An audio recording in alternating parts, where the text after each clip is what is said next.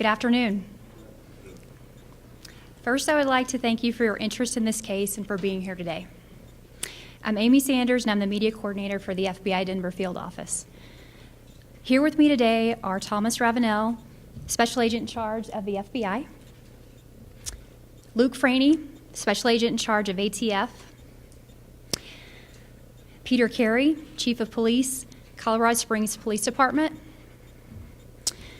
Bill Elder, Sheriff of El Paso County Sheriff's Office, and Todd Evans, Chief of Police, Fountain Police Department. If you could please hold your questions until the end of the press conference. You will now hear from the FBI Denver Special Agent in charge, Mr. Tom Ravenel. SAC Ravenel.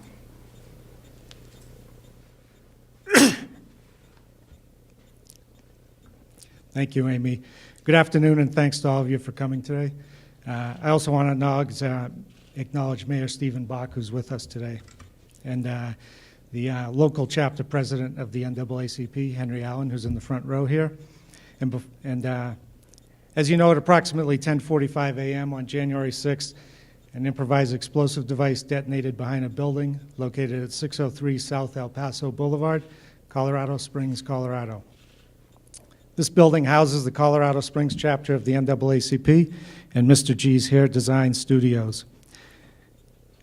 I will say at this time we will not speculate on the motive for the placement of the device, but we would be naive if we did not acknowledge the NAACP as a national organization has been the recipient of threats throughout their existence. That said, over the years, we in law enforcement have learned there are many motives for bombings, and the motive may not always be obvious at the beginning of an investigation, so we will not speculate. Our primary purpose today is to release a composite sketch of a person who was in the area at the time of the bombing and appeared to have some involvement, as he carried something down the alley just prior to the bombing and returned to his truck empty-handed at the time of the explosion. This individual is a white male, approximately 40 years of age, and balding. He was driving a 2000 or older model white pickup truck with side paneling or rails, a dark-colored lead bed liner in the back of the pickup truck, and an open or missing tailgate, and also a missing or covered license plate. We are also here to announce we are offering a $10,000 reward, jointly sponsored by ATF and the FBI, for information leading to the arrest and conviction of the person responsible for placing this improvised explosive device. We're asking everyone to take a very close look at this sketch. If you believe you may know the person responsible for placing this device, or you know an individual fitting the description, especially one who drives a vehicle that I described earlier, please contact the FBI tip line at 303-435-7787. Today I will not give additional details about the improvised explosive device, except to say that it was not a sophisticated device.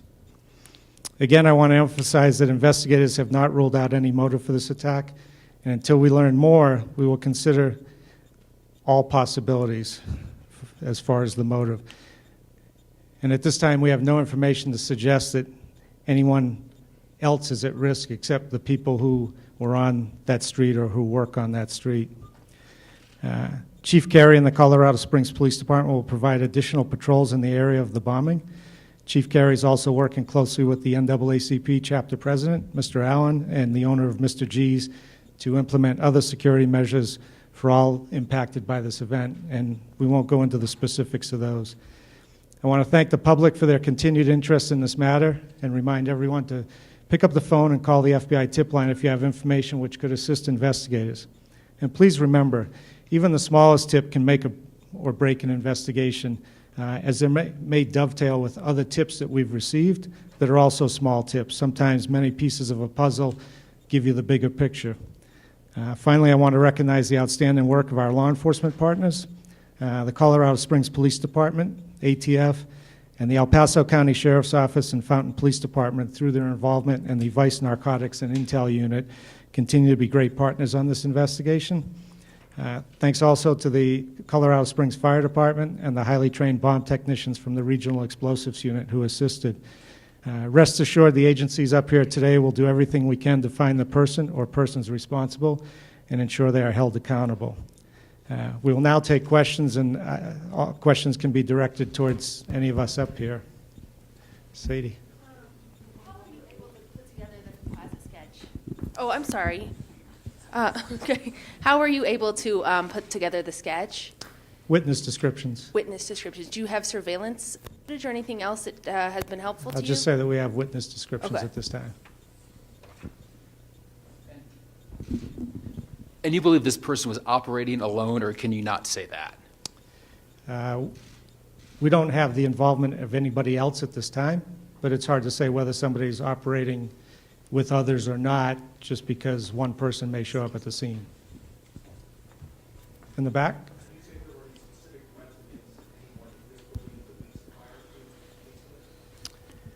I wouldn't say there were threats. There was somebody in there who was upset several weeks back. We're checking into that individual. We have a question over here from the Gazette. State Ooh, Patrol. right behind the bright light, Yes, sorry. Sorry. State Patrol referred, it sounds like to CSPD, that there might have been possibility of an individual in a car or finding of a car matching the description. Is there any information new today that you're aware of? No. We have an individual who was driving that vehicle, the white-colored pickup truck, who got out of the pickup truck, prepared to carry something down the alley, and came back as the explosion was going off. But today, specifically, I guess there was new information. It sounds like State Patrol referred this information to CSPD saying that we may have found the vehicle today. Okay. Chief Gary says nothing new. Hi, I'm Michelle San Miguel with KRDO. At this point, do you believe the person is in Colorado Springs or Colorado? That would be impossible to say.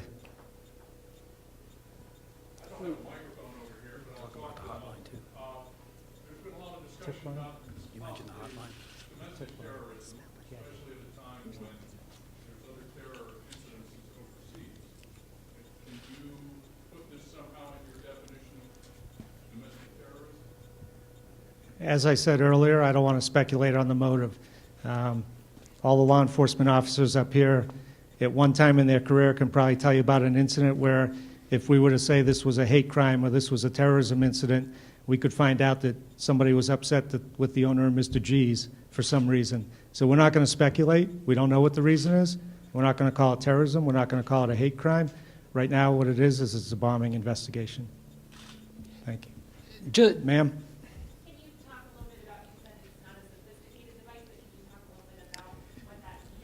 I'm not going to go into the componentry of the device right now because that's something that the bomber knows, and to give that information out would potentially lead to copycats, and then we'd have a hard time distinguishing between whether this was the original bomber or not. So we're going to keep those to ourselves right now. I'm not worried about copycats, but there are people out there who see things go on in the news and think, geez, I could do that. So we'd like to distinguish from one investigation, one subject to another, and that's one way we can do that. It's just like bank robberies. We never like to give out the actual amount because only the bank robber knows how much he got. Same thing. Ma'am? Can you describe the extent of the damage that the bomb would have done if it fully ignited? That's going to cause some speculation. I'm a former bomb technician. I don't believe it would have caused much more damage. But again, whenever we have these things, and if we're getting ready to go to court, oftentimes what we will do is we will make a very similar device. We will take it out to an off-site location. We will test it to see exactly what it would do. So I'm not going to speculate because until you actually test something like that, you really can't tell. I mean, I've seen before where we ignite fireworks in the back seat of a car and it literally blows the car apart and they're just fireworks. But, you know, people say, well, I just had fireworks, right? So it's best not to speculate on that. We have a question over here, sir. Other than the placement of the device, is there anything to suggest that the organization was targeted? No, and that's why we don't know who is targeted. You know, again, only the bomber knows why he put this there, and we don't know why he put it there. Again, I'm not going to be naive. I know what the NAACP means to some extremists in this country, so we keep all possibilities open, though. We have a question over here in the corner as well. Eric Singer with the Gazette. My question would be, you had talked earlier about someone who was angry, who had gone into the building prior, and you had also said that the smallest of tips could help. So with that in mind, that person who went in angry, we're not putting 1 and 1 and adding up to 2, it could be 20. So the question is, what was that person angry about, and who was he confronting? I don't know who specifically he spoke to. My understanding, I did not speak to the gentleman myself, but my understanding was he felt that the NAACP wasn't representing him as they should be. And Mr. Allen's nodding his head, so that would be correct. Do we have any other questions?